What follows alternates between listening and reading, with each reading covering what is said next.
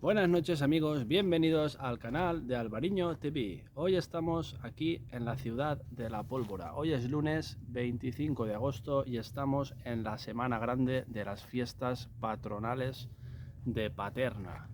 Sí amigos, sí, como habéis oído, la ciudad de La Pólvora.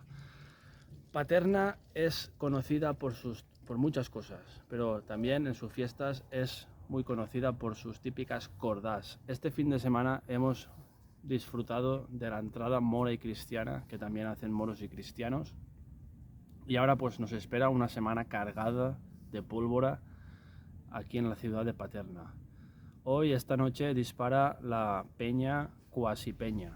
Estamos teniendo cordás todas las noches y el domingo que viene, día 31 de agosto, tenemos la gran Cordà de Paterna.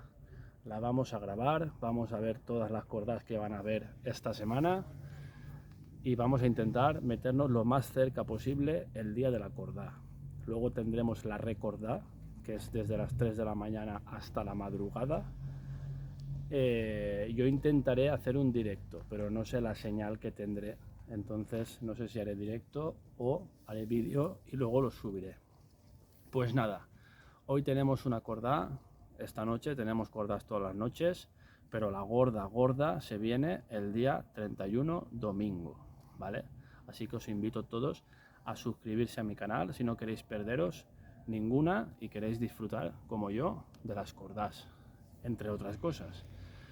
Y nada, sin más dilación, os dejo el vídeo de esta noche de la cordá tirada por la peña Quasipenya de Paterna. Un fuerte abrazo, suscribiros al canal, dar me gusta al vídeo y compartirlo para que lo pueda ver más gente. Un fuerte abrazo y nos vemos en siguientes vídeos.